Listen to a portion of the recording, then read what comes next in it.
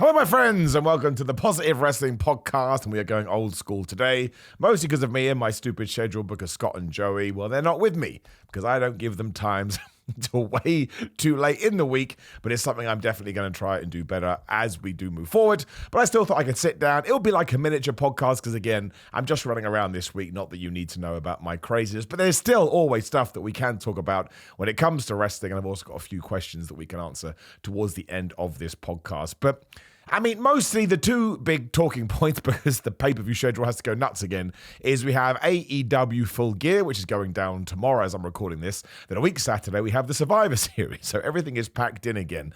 And, I mean, it's the constant discourse that I'm getting, particularly, not bored. No, yeah, bored. It's definitely, well, it's not bored because I don't invest as much. I don't put enough that kind of emotion into it. I just see it on a surface level. But I don't like the way that, well, it's already headed there, right? I kind of talked about this on Chris Van Vliet's podcast that I did with him, which is still up. You can check it out, and thank you for all the nice words.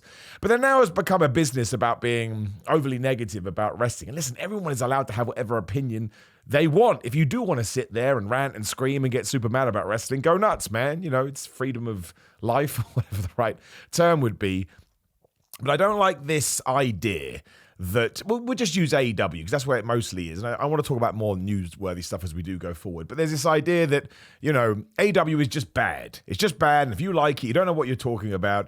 And that's just not true. Like, I thought the Dynamite we did the other day was 50-50. I thought some things were good, some things were not so good. I don't really get all the Adam Cole, MJF, Roderick Strong stuff.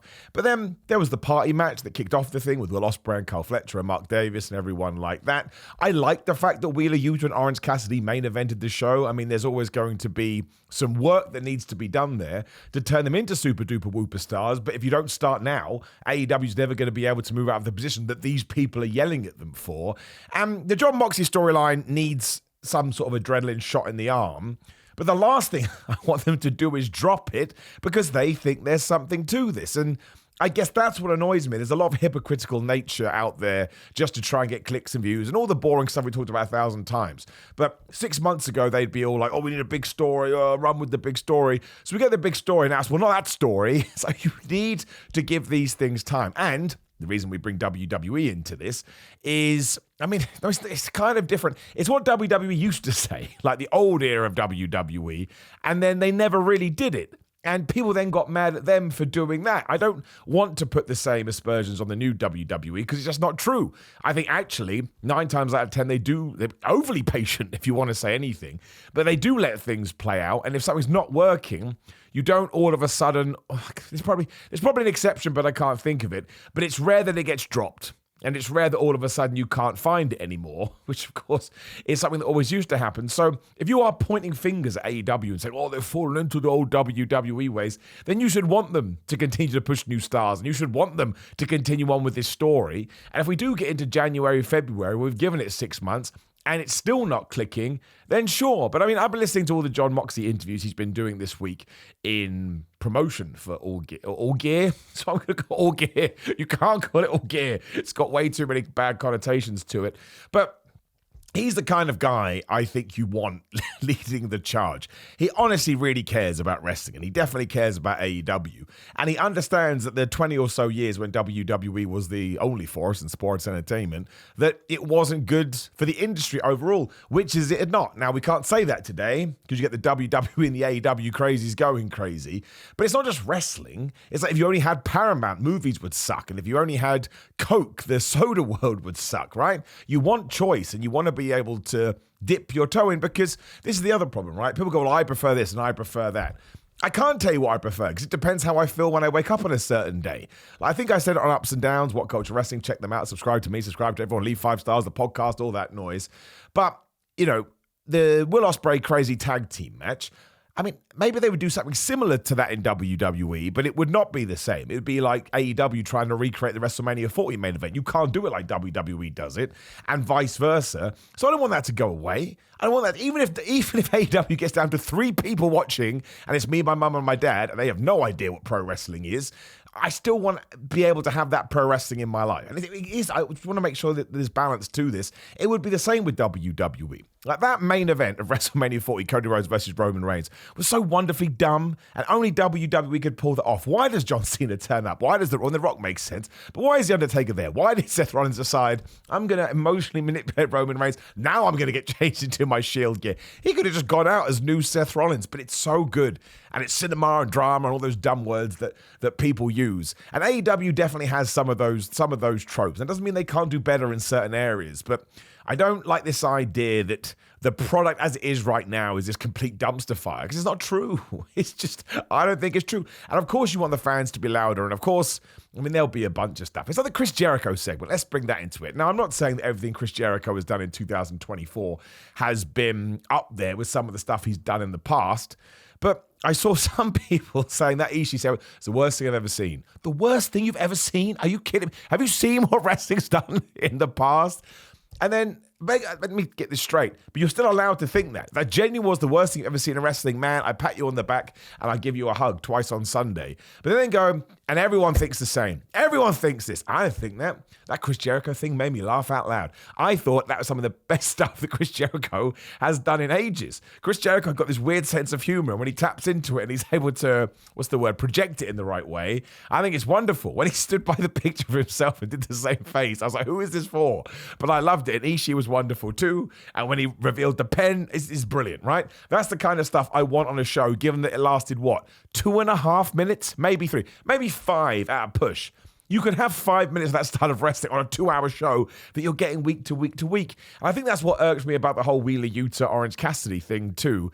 We're going to have at least 52 Dynamite main events for getting Collision and whatever else. You can put them in one show. And listen, I'll stand here right now. I wouldn't have done that with Orange Cassidy. He should have hit his move 1, 2, 3 and then beaten up some of the Blackpool Combat Club.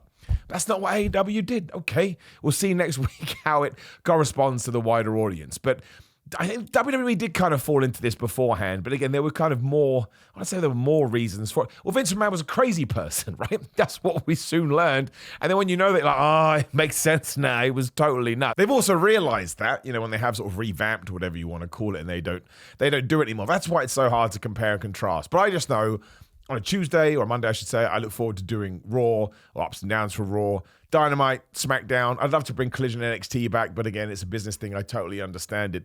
I just feel like wrestling's a bit boring at the moment because there's no real breaking news. But in terms of the landscape that we have, I just think it's a great time to be a wrestling fan. And it's a shame that instead of sort of saying, I like this, I didn't like this, it's always doom and gloom, isn't it? Oh, they're going to die. Oh, this is this is crap and this is rubbish. And people they always caveat it by saying, I don't want them to go away, but you clearly do. You clearly do. You cannot have that much venom towards anything. You want to remain in this life. Even if AEW isn't for you anymore, and it was 1 year ago, you can just turn it off. And if you are going to continue to make content about it, just scream and yell into a camera, dare I say, you may be the problem. It's like going into a pizza restaurant and demanding burgers. Where's my burgers? There are no burgers here, you dingus. It's cheese on toast or leave. And it's the same with AEW. You know what they're going to do. And people love to throw the ratings at them. Yes, the ratings aren't as good as they were. Doesn't matter. Are you watching for rating? Do you sit there and you feel it? Oh man, it's going to do 800,000 people, so I can enjoy it. No, nobody does a dance like that. Or if you're not watching on YouTube, you have no idea what I'm talking about. I don't want to get too bogged down in this, but I'm excited for Full Gear. I don't think Orange Cassidy is going to win. I do think that storyline is a little bit, well, it just lacks jeopardy, right? But you mean, and actually, a double-edged sword here. We're getting Takeshita versus Ricochet. There you go. There's the good and the bad of AEW. Of course, I want to see Takeshita versus Ricochet. Why was it announced from nowhere? Why didn't we pick that up on Dynamite? I don't know. I don't have an answer for you, but I loved it if they would have done. Apparently, they're adding Anna Jay versus Deonna Purrazzo too. I'm a bit behind with Collision. I presume it's on Collision. It does feel a little bit weird. But Will Ospreay versus Kyle Fletcher is going to be great. There's some other matches as well. I think Jack Perry versus Daniel Garcia should be good. I'm not going to, actually, you know what? I will run down the whole card. Screw it. Let me get my phone open now. I probably should have thought this before I started. But again, we're having some fun. Shouldn't have said that. That's what old people say when they're at kids' parties and nobody wants them there. We try and act like they should be. They shouldn't go away, mum and dad.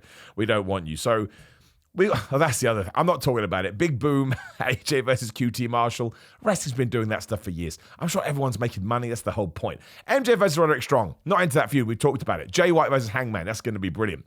Private Party versus the Kings of the Black Throne versus the Acclaimed.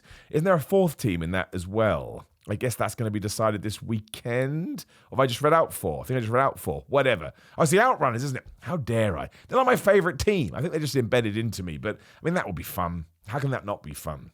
Mercedes Moné versus Chris Statlander. I really hope we give them time. I think it could be really special. Swerve Strickland versus Bobby Lashley. There you go. There's the good of AEW. Love everything they're doing with them. Coolest people in the world. Jack Perry, Daniel Garcia, Will Ospreay, Kyle Fletcher, Takeshita, Ricochet, John Moxley, Orange Cassidy. So to give you some random predictions if you care. Moxley definitely. Takeshita definitely. I think Kyle Fletcher has to beat Ospreay, which is going to be interesting. Daniel Garcia should win the TNT title. I think Bobby Lashley has to beat Swerve, but man, you got to screw Swerve hard, man. He's Swerve Strickland. Mercedes will beat Chris. Private Party will hold on to their tag team titles. I think Jay White is going to beat the Hangman, unless the Hangman's going to do something crazy. MJF versus Roderick Strong. I mean, fair play to them. I can't call that because I still feel like there's going to be heel turns or whatever, but I will go with MJF because I think Roderick Strong should be winning that. And Big Boom AJ versus QT Marshall. I hope QT wins. I think QT Marshall gets he doesn't get the plaudits he deserves. I think he's a very, very good wrestler. And it just popped up on my screen right now. You know, AEW are apparently going to be running smaller venues in 2024. And that's 25, I should say. And that's excellent. That's what they should do. You know, play to the position that you are in and go from there. And of course, talking about 2025, the big Netflix move is coming. I got my email today saying, sorry, Simon, but the WWE network is no more and you're going to have to switch to Netflix. It's like, well, actually, I do have to increase my Netflix subscription because I want the picture-in-picture thing, right? And apparently, you have to move up to the next tier. So flub you, Netflix, for doing that to me. But, I mean, what basically came out is that, of course, Roman Reigns and Cody Rhodes and a bunch of other people will be on the first ever one on January 6th. And also, in that first quarter, probably leading up to WrestleMania, it sounds like Roman Reigns is going to be more of a Raw guy than he is a SmackDown guy. Now, I'm pretty sure he never got drafted, did he? Since he's come back, and that was the big thing with Paul Heyman. And I suppose this does make sense. You have to appease Netflix because they're your new partners. Whereas, I mean, you could argue, can I get this right in my head, that WWE needs Netflix more than Netflix needs WWE, but maybe the USA Network needs WWE more than vice versa. I think they're quite happy to have SmackDown, although still crazy that they have it on Friday nights, which just doesn't seem like a good TV night. Although it got totally spanked, shouldn't have used that word, last week, as did everything. Everything on TV got wrecked by Mike Tyson versus Jake Paul. It was ridiculous. I watched it. I didn't watch it live. I thought, I'm not watching this at 5 o'clock in the morning, but I did wake up, and I can just tell you that after round 2, this is the beauty of Netflix, I put it on 2-speed. I was like, I can see where this is going. I don't necessarily think it was fake. I think that it was a 58-year-old man who almost died in July. And it was Jake Paul realizing that if I knock out Mike Tyson, that's not good for business. That's what I think it was. So I guess it was fake in one way, for sure. But I don't think Mike Tyson was told, don't punch Jake Paul. Just think he's an old man, and that's what happens, and it's really sad. And when we're all 58 years old, we'll probably try and do stuff that we were really good at when we were 20s and go, we just can't do it to that level anymore because the body is breaking. But yeah, Roman being on Raw for the short term or the early term of 2024, well, it could 25. It could be two things, right? I'm convinced The Rock is going to be at WrestleMania 41, and I mean, The Rock has movie deals with Netflix, right? He's made Netflix exclusive movies, so if you need to move the story over to there, Roman is going to have to be on Raw. So it's not even the majesty of Roman Reigns, which of course is huge. He's a super duper megastar.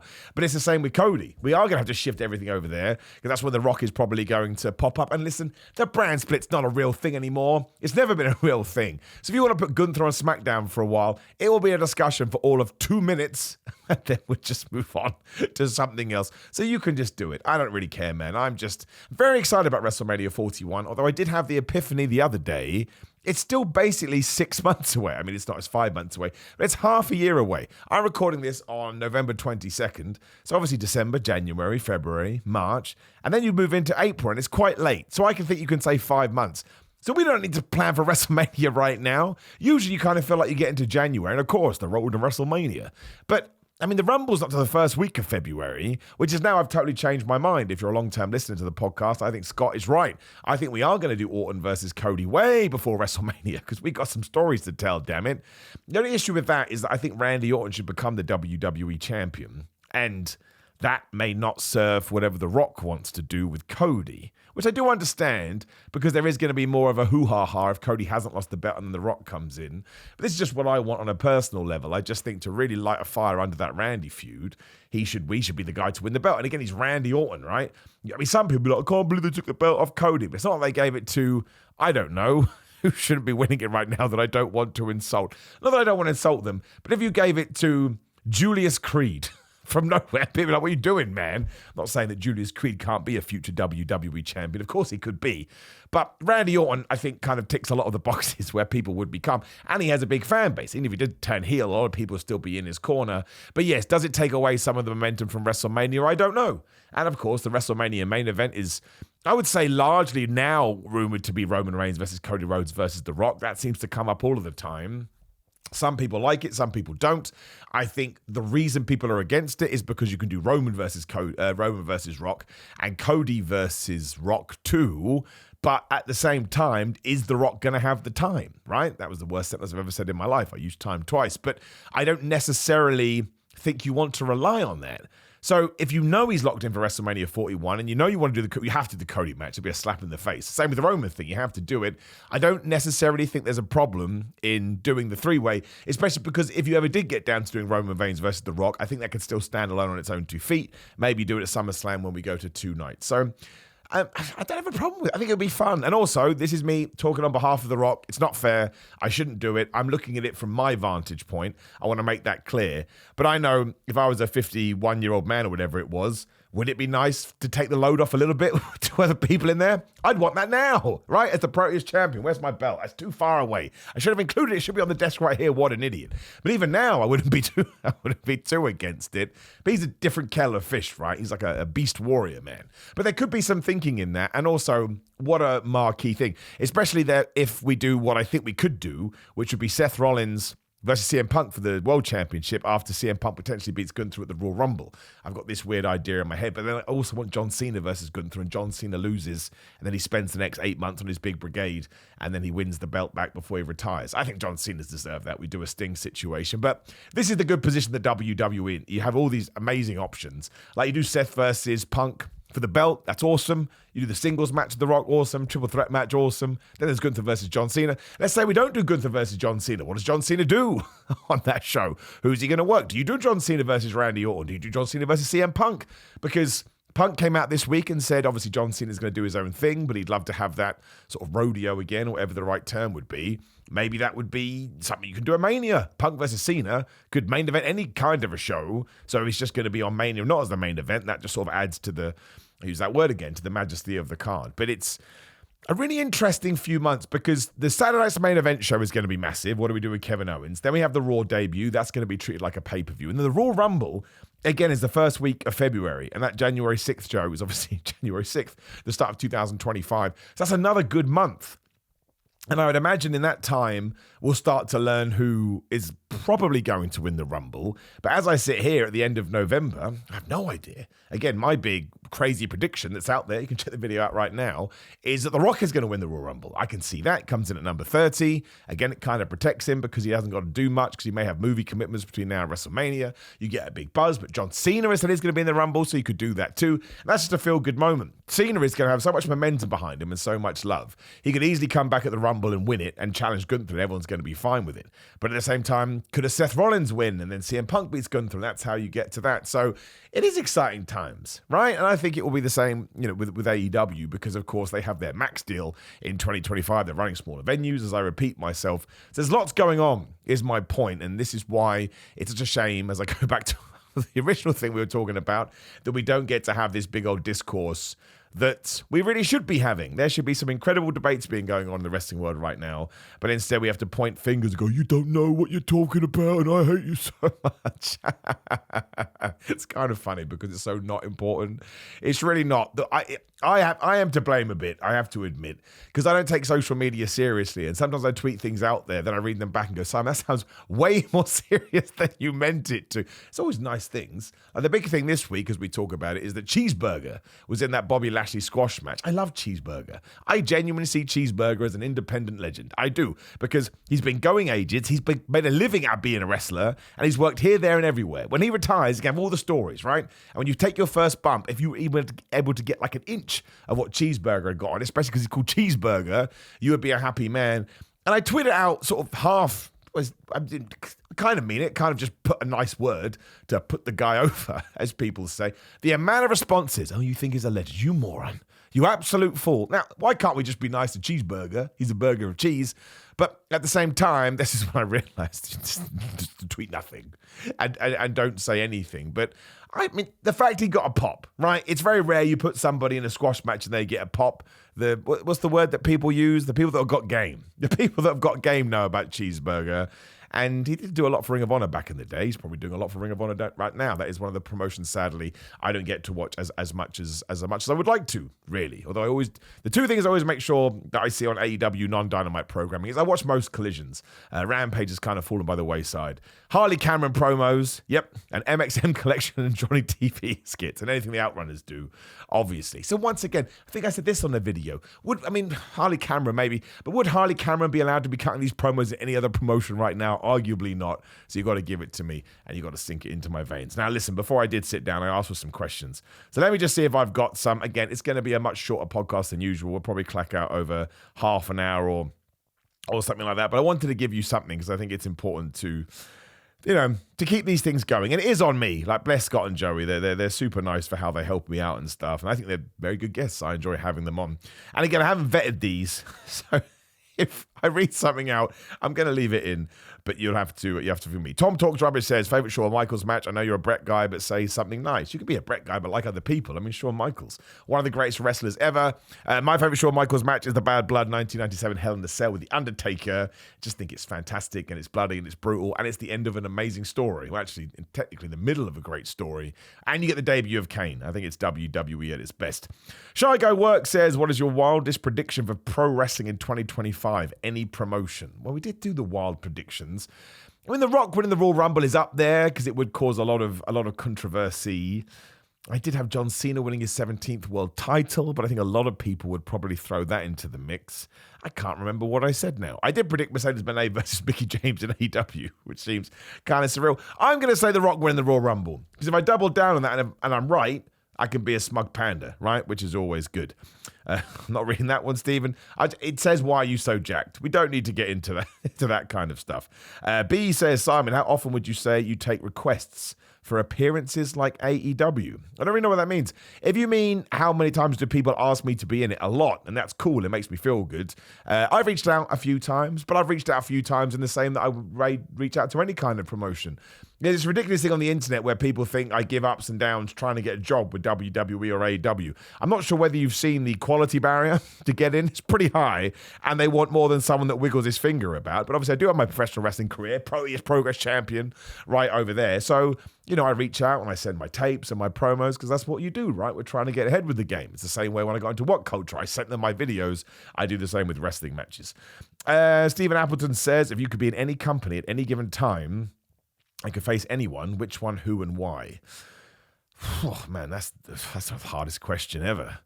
Because there's so many sort of I think I'd probably go right now and Cody Rhodes at WrestleMania. Because I'm me right now, and I'd be excited. Have something to look forward to in 2025. Yeston says, what do you think to the WWE ID program? Beneficial to the indies, to the wrestlers being signed up? Well, at the moment, it sounds awesome. And someone else, Billy, said this as well.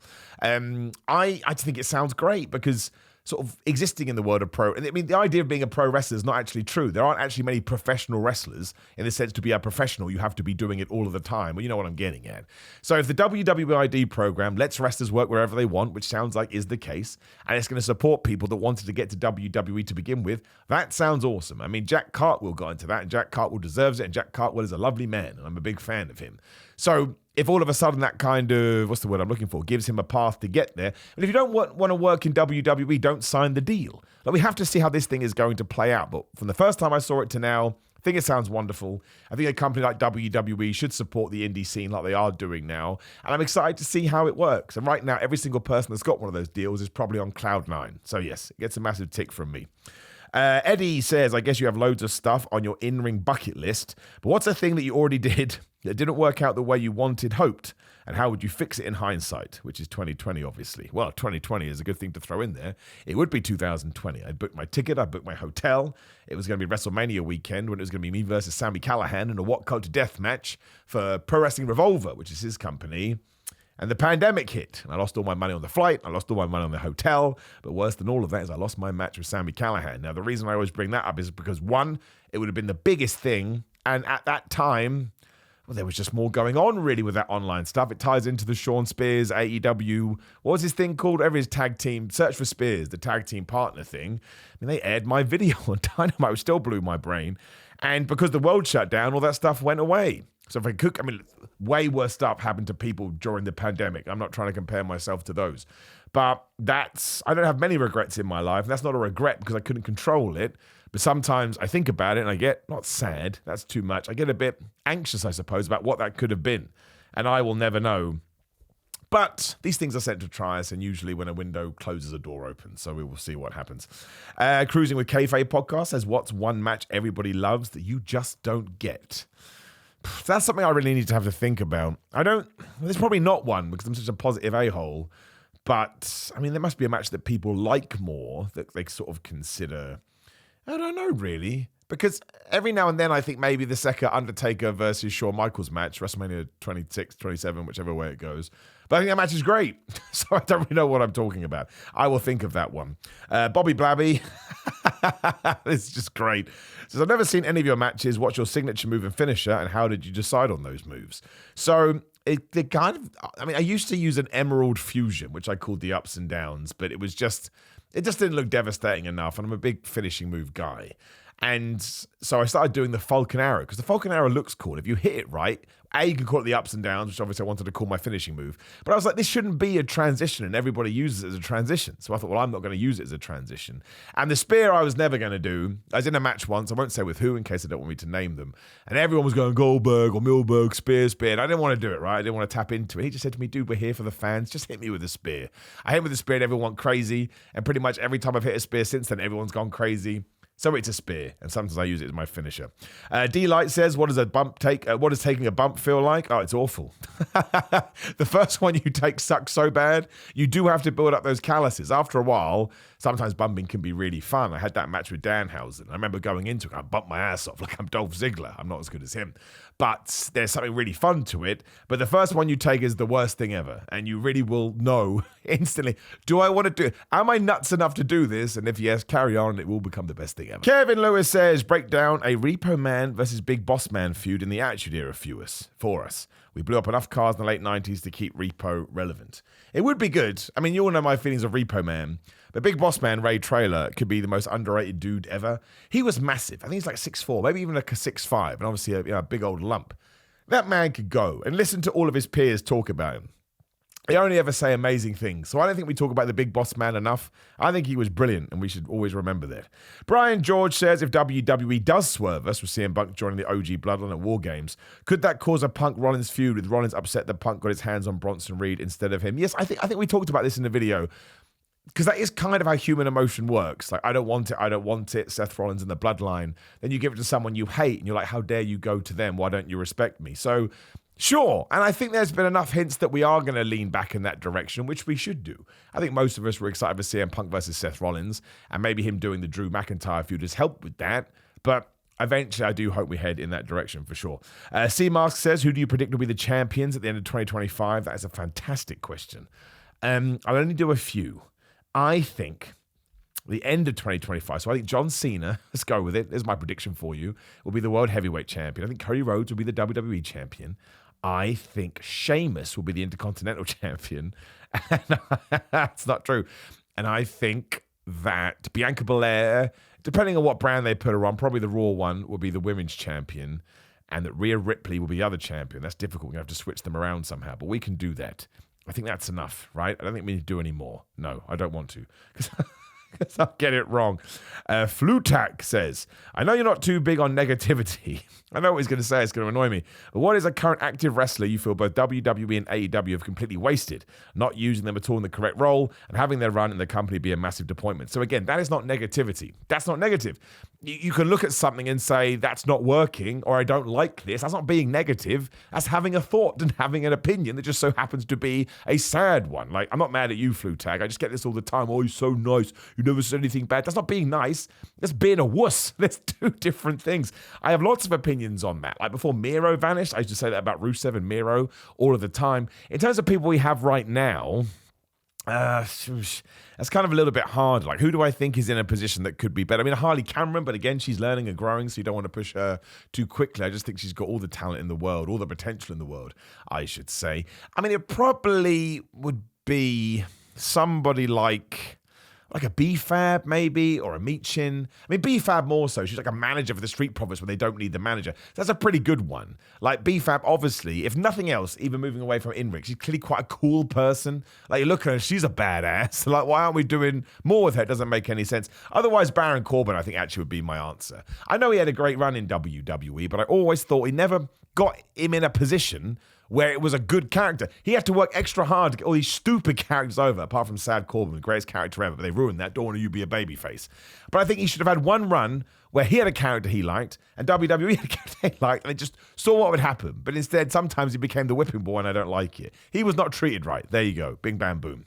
Steve Ramsey says, when you get prepared for a show match, what's your routine to get into the zone? I'm always changed before the first bell, even if I'm not the first match, because what if the card changes?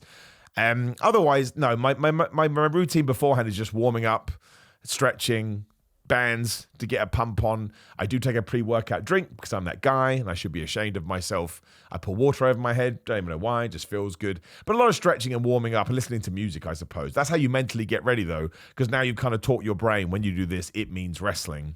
Then you're behind the curtain terrified and you walk out as the best thing ever. Everyone should become a wrestling. Red Hood says, what are your 10 stables of all time? Come on, man. I can't give you 10. I give you the NWO, New Day, we're 4 Horsemen, obviously. Probably D-Generation X, although I'm not a bigger DX fan as some others. The Hart Foundation. I'm going to forget people. This is why you shouldn't do it. This is a bad way to do it. Again, there's going to be someone screaming out to me now and I'll get mad. Probably the Hurt Business, all things considered. I'm in love with them. I think they're the best ever. I'm going to leave it there and think about it properly because I've already forgotten someone. I'm mad at myself before I forget about it. Matthew Walker, is there a dream opponent you would love to fight and why? Well, I presume the why would be that I love them. I mean, I know the dream, everybody right now is so stupid, but Roman Reigns, great. Cody Rhodes, great. Kenny Omega, great. Tag team match with the Young Bucks, absolutely fantastic. I mean, Dan Housen, I got to work, best thing ever in UPW, that absolutely ruled. Check it out, you can now. Ultimate Pro Wrestling UK, check them out.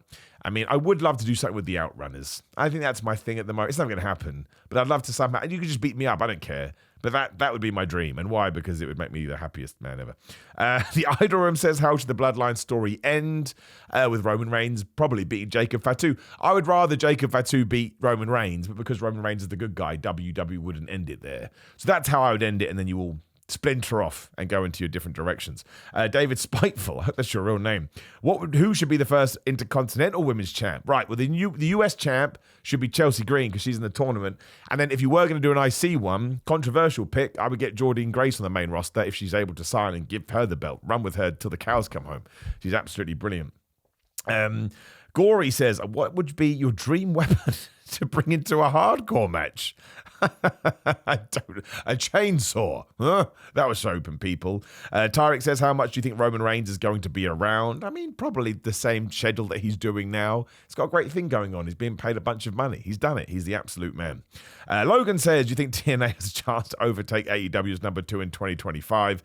If so, what do you think it would take? Well, I don't look at things like that, as you'll be surprised to hear. No, I do not. I love TNA. They've had a great 2024 and couldn't be happier or more pumped for them. But AEW's, if you actually sat down and went into the comparisons, AEW's so far ahead. What it would need to happen is forget AEW dying, as people say. TNA would have to explode like nobody's business. I don't think they have the infrastructure to do it, but that's fine. I like TNA how it is. They exist in their own bubble. They have fun storylines and great workers. It's just such a happy place. Sometimes if you do get bigger, you lose all of that. TNA is a secret wonder dream. I'm a huge fan of it.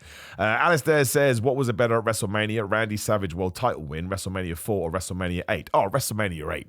I know WrestleMania 4 was the first one, but that tournament is awful. It's so boring. Whereas WrestleMania 8, you have the whole story with Flair. Oh, man, for me, totally huge. John says, no, you've replied to the wrong tweet there, John, but good good attempt. Shane says, double tapings are becoming more common now. Should this idea become the norm? I don't care. If it saves people some money, then do it. I never notice anyway. I mean, you notice the crowd, but I'm like, I got bills to pay, man. Couldn't give a flub. Unchecked says, should we be doing more managers, valets? If so, which talents do you think could best benefit from one? Yeah, I love a wrestling manager. We probably don't have enough, although they have made a bit of a comeback. Who would benefit from one? Maybe an Omos. I'm obviously had MVP, but I'd like to see him be used more. And if you wanted to be like the terrifying man, I think that would be good for him. There'll be other people as well, but trying to think of them off the top of my head is really difficult. I mean, you'd be able to think of 1,000 people that, not that they can't talk, it just doesn't necessarily tap into their character, because that's the other thing. You want people to cut promos to get better. And I mean, Satnam Singh would be another guy. Big guys having managers is always a plus. Otherwise, I think Camille with the manager would be quite good, because again, she could get that presence back, which I think she's lost because, well, it just hasn't been the best story with her. Postlaw says, who is your favorite female wrestler ever? I think probably Oscar. If Oscar or Becky Lynch, maybe I need to sort of expand my horizons there. But I think they're awesome. And Oscar stuff in Japan is wild, man. She would kick your ass. Mike says, who's your Mount Rushmore bald wrestlers? I mean, Claudio, Castagnoli, Goldberg, Steve Austin, Kurt Angle. That's probably correct. If I miss everyone, I'd like to put Bobby Lashley on there. Can I squeeze him on? I don't know if I can. There's probably somebody else, though, no? I don't know. I'll go with those lot. I think that's right. I don't know. Not me. Cocktail says, no questions here. Just wanted to pop in and say that you're going to be a wrestling icon. I cannot wait to see you in AEW soon. I would have wished WWE for you, but we all know, I'm not going to read that last part. I appreciate that. And of course, any kind of deal like that, whatever the right word would be flipping awesome. But we wait and see, and we continue to try. But that last line, let's not do that. The man, the myth, the legend says, what is the one move that you want to hit someone with, but you haven't been able to pull off yet? No, I don't think there is one. I have a very standard move set. I don't want to get into that. It's giving too much away, but I'm happier than ever with it. We'll just leave it there and move on. Yan says, will Tony Khan ever care about attendances at his shows? Why do these people follow me? Of course he cares. Do you think oh, man. He cares, all right? He cares. Don't buy into that mad rhetoric. It's totally insane. Arian says, dream AEW versus WWE fantasy match. Either Roman Reigns versus Kenny Omega or MJF versus Cody Rhodes, for obvious reasons. Be the funnest thing ever. We'd have all the fun times. John says, how important is it to focus on every division in a company, or is it okay to have, for example, the tag team division as a lower priority? So it can be a lower priority, but you still have to dedicate time to it. The Judgment Day just clocked over a ridiculous amount of time that they've held the Raw Tag Team titles. They defended them once.